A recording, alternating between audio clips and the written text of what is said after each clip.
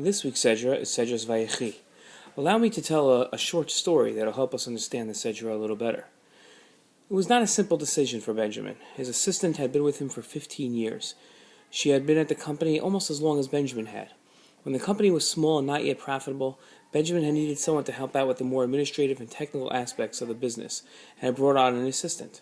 Since then, Sharon, his assistant, had been his right-hand man at every turn. Lately, though, she'd been careless, tardy, and irresponsible. Her heart just wasn't in it. Benjamin knew it was time for Sharon to leave the company. He came to the kotel to think and pray on how to let her go properly.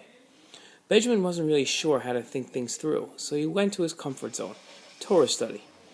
Benjamin opened up a chumash to this week's Sedra and read about Yaakov's deathbed blessings to his sons and grandson. Benjamin was particularly intrigued by Yaakov's blessings and his grandchildren Menashe and Ephraim. As the firstborn, Menashe should have received the main blessing over his brother, but as God recorded, pardon me for reading, Israel, meaning Yaakov, extended his right hand and laid it on Ephraim's head, even though he was the younger son, and his left hand on Menashe's head. He intentionally laid his hands for Menashe was the oldest. Our scholars take note of God's description of Yaakov's movements. God didn't simply say he moved his hands. God used the word seichel, intelligence, signifying that Yaakov did so intelligently with much thought. Our scholars also note an odd phenomenon.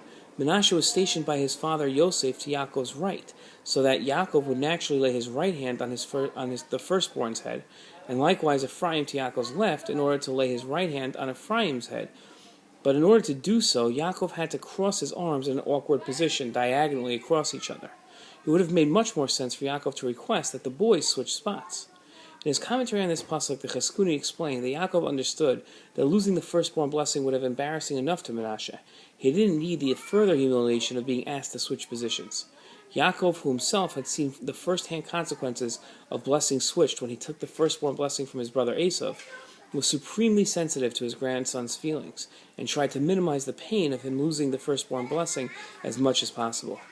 Benjamin understood that Yaakov's maneuver with Menashe was a lesson for all people forced to act in a manner which risks offending others. In such a case, extreme sensitivity must be exercised to ensure that whatever offense must be given should be minimized as much as possible.